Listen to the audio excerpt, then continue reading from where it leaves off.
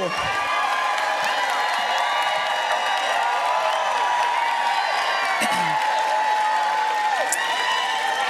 Thank you so much. I am so thrilled to be back in Reno. Thank you. I have to say, though, I know when I'm here in Reno, I'm the other Hillary. And I am more than okay with that because I think your mayor is doing a terrific job. And I want to address something that I am hearing about from Americans all over our country. Everywhere I go, people tell me how concerned they are by the divisive rhetoric coming from my opponent in this election. And I understand that concern because it's like nothing we've heard before from a nominee for President of the United States from one of our two major parties. From the start, Donald Trump has built his campaign on prejudice and paranoia.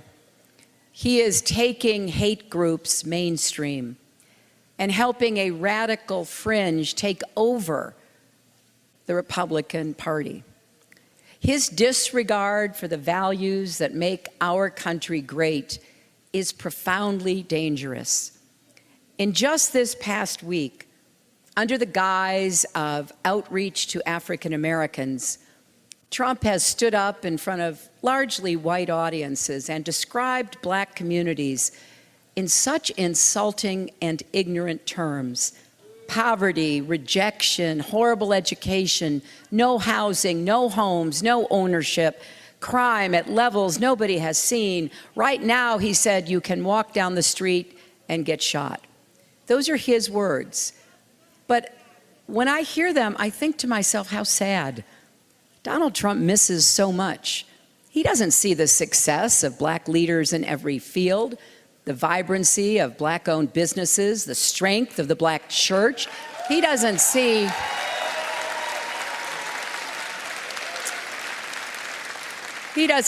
the excellence of historically black colleges and universities or the pride of black parents watching their children thrive. He apparently didn't see Police Chief Brown of Dallas on television after the murders of 5 of his officers, conducting himself with such dignity. He certainly doesn't have any solutions to take on the reality of systemic racism and create more equity and opportunity in communities of color and for every American.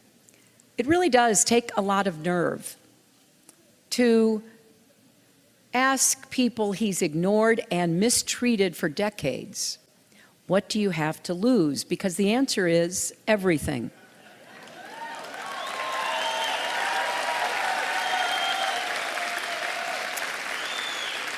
Now, Trump's lack of knowledge or experience or solutions would be bad enough.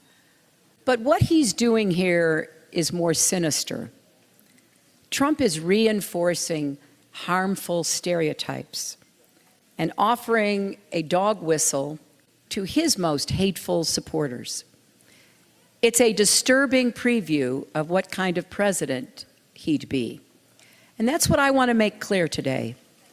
A man with a long history of racial discrimination, who traffics in dark conspiracy theories drawn from the pages of supermarket tabloids and the far dark reaches of the internet, should never run our government or command our military.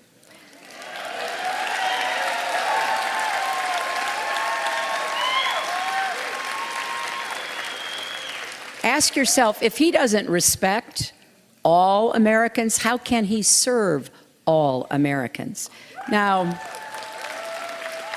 I know that some people still want to give Trump the benefit of the doubt. They hope that he will eventually reinvent himself, that there's a kinder, gentler, more responsible Donald Trump waiting in the wings somewhere.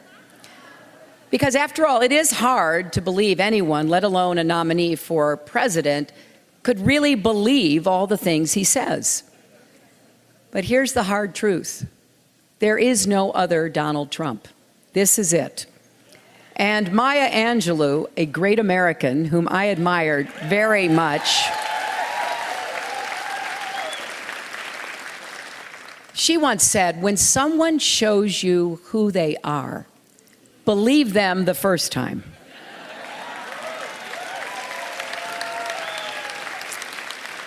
Well, throughout his career and this campaign, Donald Trump has shown us exactly who he is, and I think we should believe him. When he was getting his start in business, he was sued by the Justice Department for refusing to rent apartments to Black and Latino tenants. Their applications would be marked with a C for colored, and then rejected. 3 years later, the Justice Department took Trump back to court because he hadn't changed. And the pattern continued through the decades. State regulators fined one of Trump's casinos for repeatedly removing Black dealers from the floor. No wonder the turnover rate for his minority employees was way above average. And let's not forget that Trump first gained political prominence leading the charge for the so-called birthers. He promoted the racist lie that President Obama is not really an American citizen, part of a sustained effort to delegitimize America's first Black president. And in 2015, Trump launched his own campaign for president with another racist lie. He described Mexican immigrants as rapists and criminals, and he accused the Mexican government of actively sending them across the border. None of that is true. And oh, by the way, pressure. When asked in a nationally televised interview whether he would disavow the support of Дэвиде Дюке, a former grand wizard of the Ku Klux Klan, Trump wouldn't do it. And only later, again, under mounting pressure, did he backtrack. And when Trump was, you listen to the radio host, Alexe Jones, who claims that 9/11 and the Oklahoma City bombings were inside jobs. He even said, and this really just is so disgusting, he even said the victims of the Sandy Hook massacre were child actors, and no one was actually killed there. I don't know what happens in somebody's mind or how dark their heart must be to say things like that. But Trump doesn't challenge these lies. He actually went on Jones's show and said, "Your reputation is amazing. I will not let you down." This from the man who wants to be president of the United States. So to do that, he hired Stephen Bannon, the head of a right-wing website called Breitbart.com, as the campaign CEO. Now, to give you a flavor of his work, here are a few headlines they've published. And I'm not making this up. Birth control makes women unattractive and crazy. Would you rather your child had feminism or cancer? Gabby Giffords, the gun control movement's human shield. Hoisted high and proud, the Confederate flag proclaims a glorious heritage. And that one came shortly after the Charleston massacre, when Democrats and Republicans alike were doing everything they could to heal racial divides that Breitbart and Bannon tried to inflame.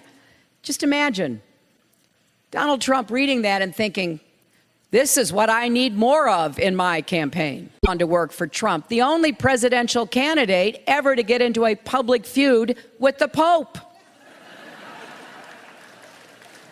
It's truly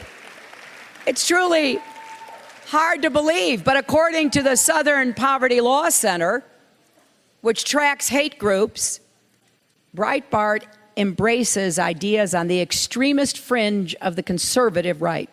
This is not conservatism as we have known it. This is not republicanism as we have known it.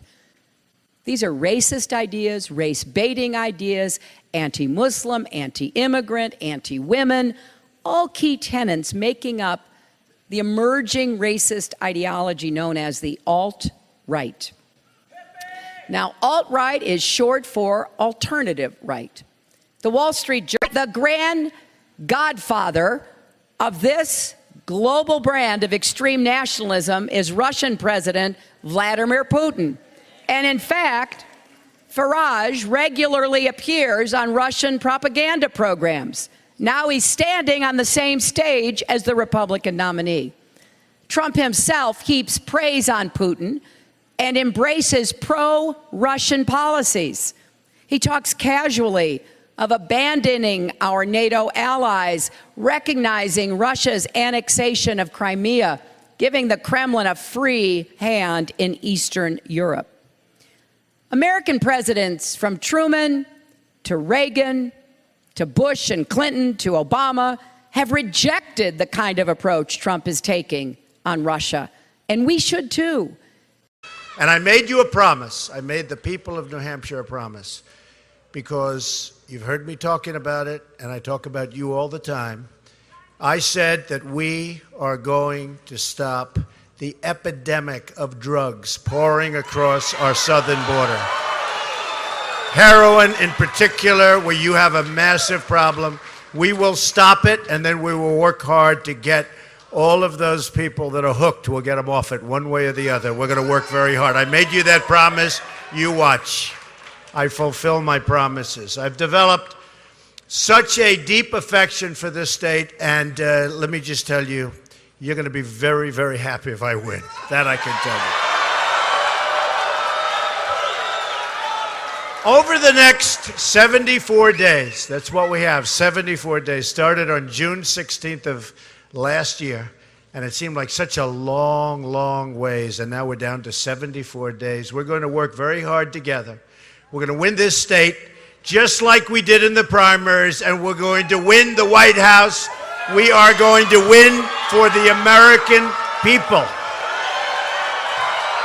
Our victory is going to be a victory for the great majority of Americans whose voice has not been heard for many, many years.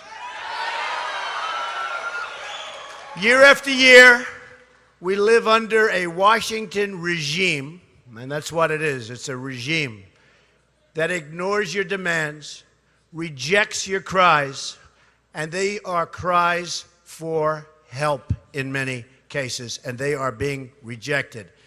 And that always puts your needs first. Your needs are going to come first. The real divide in this election is not between left and right, but between everyday working people and a corrupt political establishment that works only for itself. This election is a chance for the great majority of decent citizens to end the rule of a small group of special interests and to return that power to the voters, or, as we would say, to the people.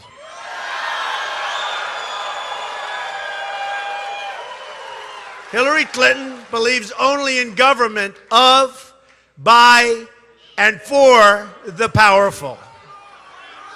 I am promising government of, by, and for the people.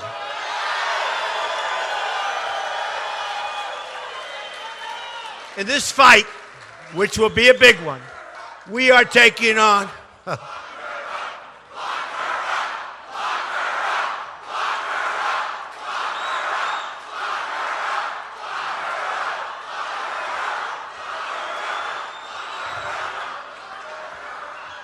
let's just win on November the 8th. That would be the ultimate, and that's what we're going to do. Because in this fight, we're taking on some very entrenched and well-financed interests. Money is pouring in to her campaign by the special interests, the lobbyists, the donors, the people that own the companies that are moving your jobs to Mexico and other places. These are the same people who pay Hillary $10,000 a minute for a speech. Not a good deal. Not a good investment. These special interests are the same people who own the newspapers that cover up her crimes. They're covered up. These are the same Wall Street firms who paid Hillary Clinton $250,000 each time she delivered her secret remarks that nobody knows what she said. They're the same people who paid Bill and Hillary Clinton over $150 million for speeches since Bill left the office, and who donated countless millions of dollars more to the Clinton Foundation.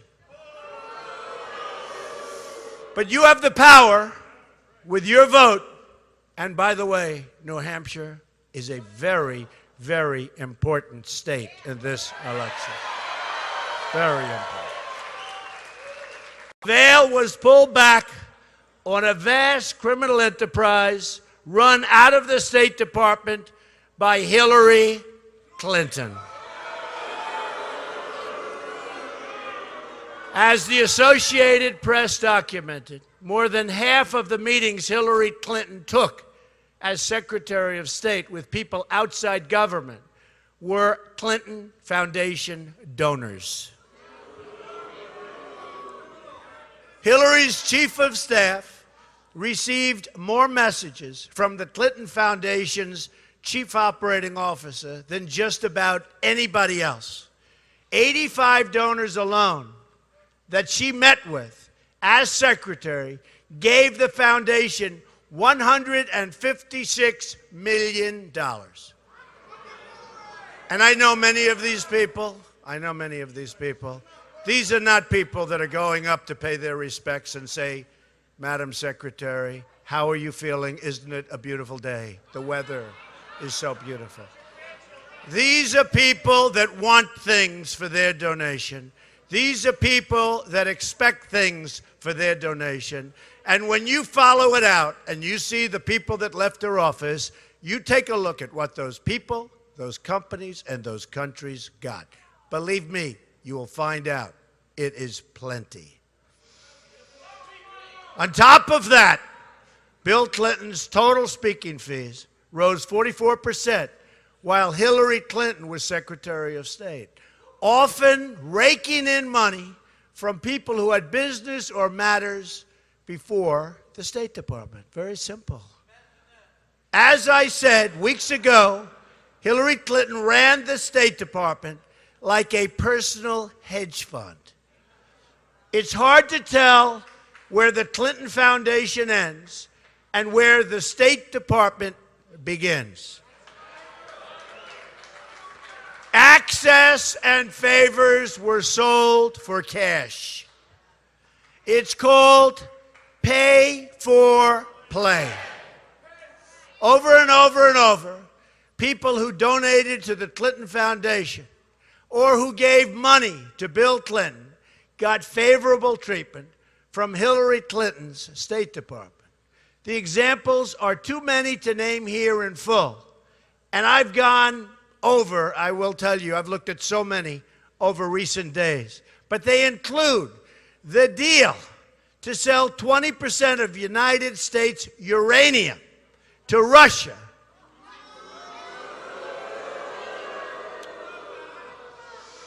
Or the very favorable treatment given to UBS, big bank, giant bank. It includes, we're all sick of it.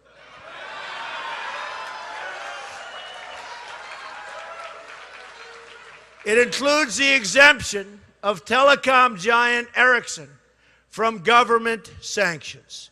It includes efforts to put a foundation donor with no national security experience at all onto a highly sensitive national security panel that he wanted to be on with access to top secret information. It includes foundation donors getting lucrative contracts in Haiti, all while the people of Haiti suffered horribly and are not, by the way, big fans of the Clintons. But these examples are only the tip of the Clinton corruption iceberg. Hillary Clinton's actions constitute all of the elements of a major criminal enterprise. You know it, the government knows it, and she knows it. She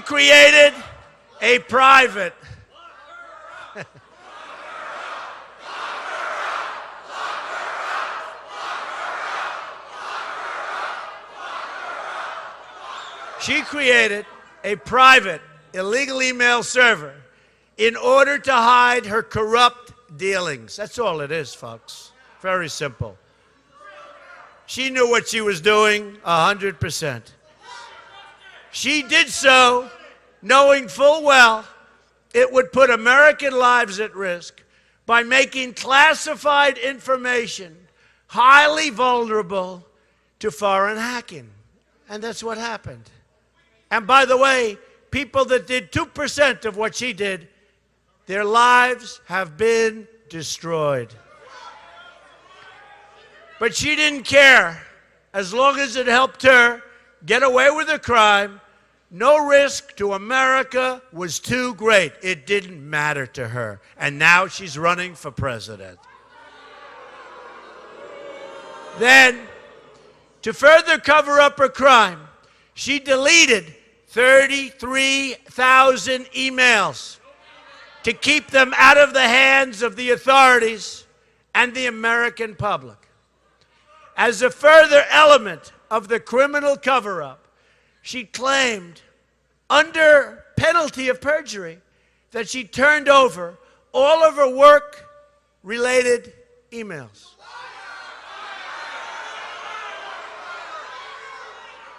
We now know this to be one more massive Clinton lie and deception.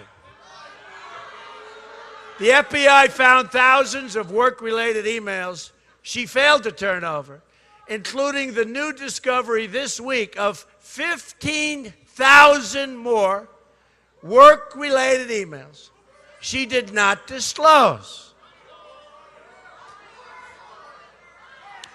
What is being uncovered now is one of the most shocking scandals in American political history. It's Watergate all over again. It's Watergate.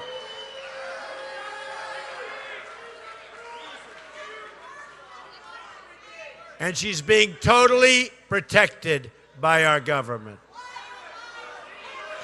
A Secretary of State sold her office to corporations and foreign governments, betraying the public trust, putting innocent lives in danger, and then she went to great lengths to hide, delete, destroy, and lie about the evidence. Just like her lie that she never sent any material marked classified. Total lie. Lie after lie after lie. This is the corruption we expect to see in a third world country, but not in the United States of America. But instead, to make one of the most brazen attempts at distraction in the history of politics. Now, I've not seen what Hillary is going to say, but I've heard about it. And in a sense, I don't want to dignify her statements by dwelling on them too much, but a response is required for the sake of all decent voters that she is trying to smear.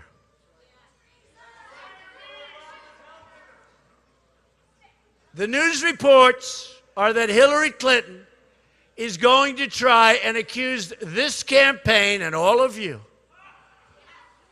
and the millions of decent Americans at record levels. There has never been anything like this. This is a movement we have. This was set up. This event was set up late last night, and look what happens. Look how many people.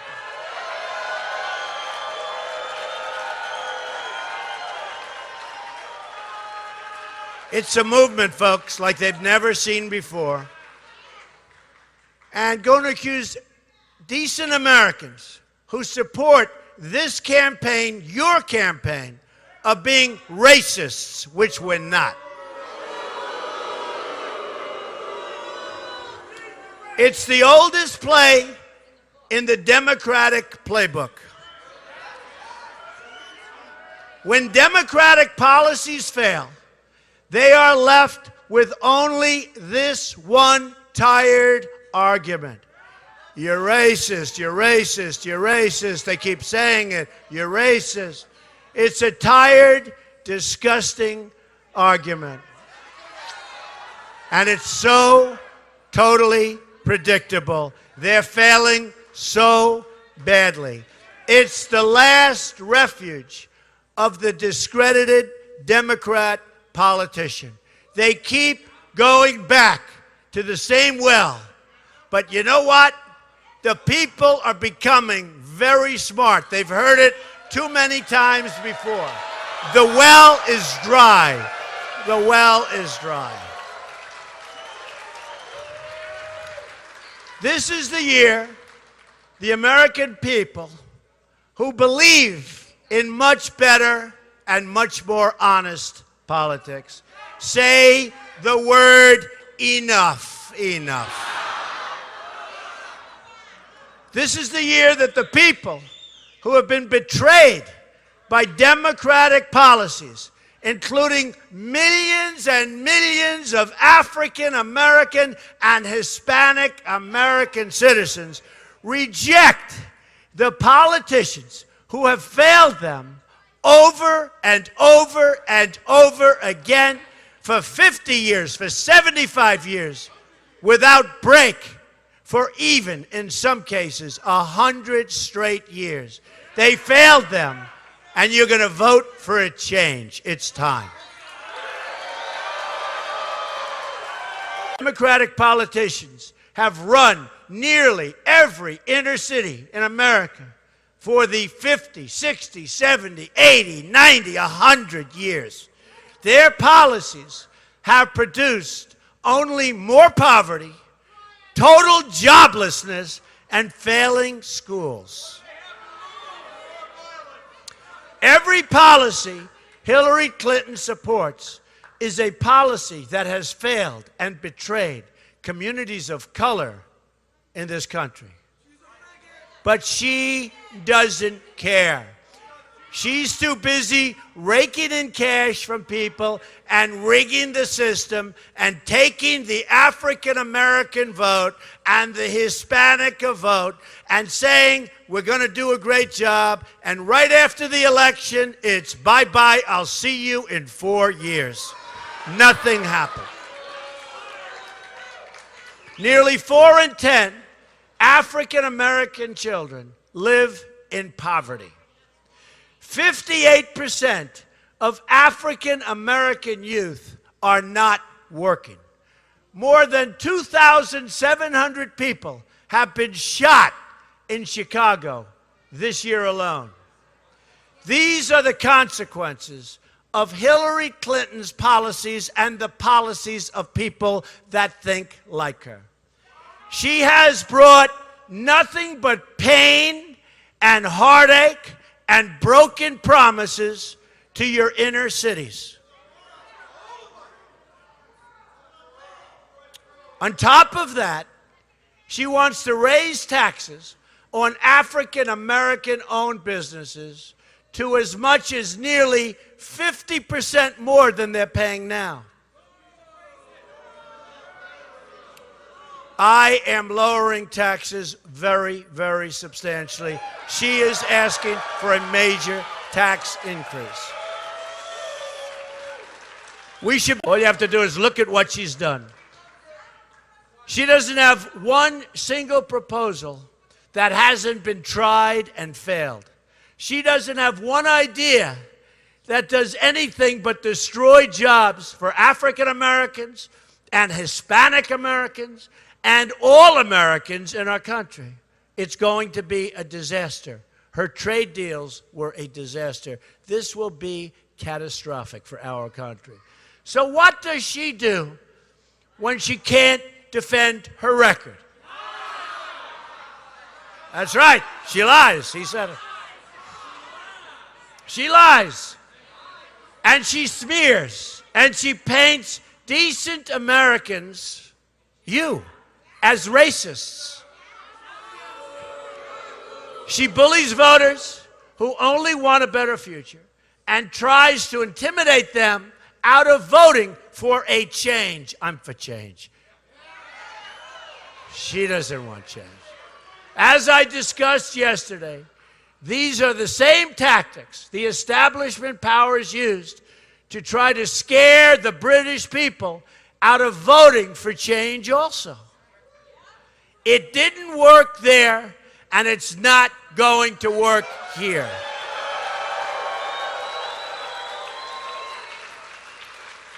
Call me Mr. Brexit. The American people are ready to vote for freedom, opportunity, and justice. They are ready to take back control of their own futures. You have to take it back. We will take it back. The movement will take it back together. It's time. The Clintons were held accountable for their inappropriate conduct.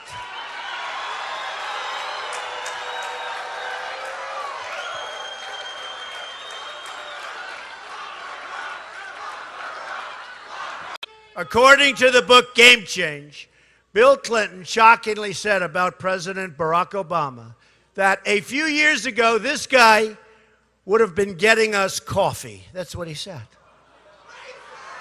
And we've all seen the cringeworthy comments from Hillary Clinton, which I won't get into here, but we know what they are. You've heard them.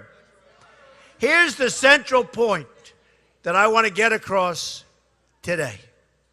Hillary Clinton isn't just attacking me.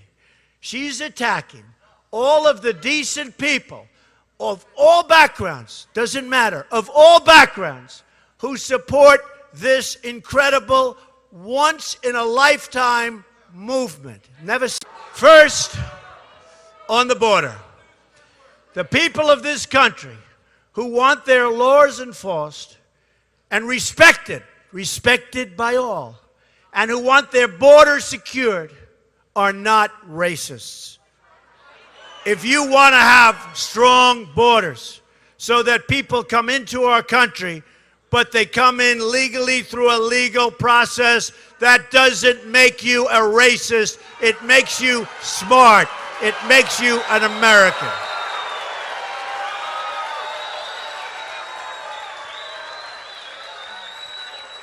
They're all patriotic Americans.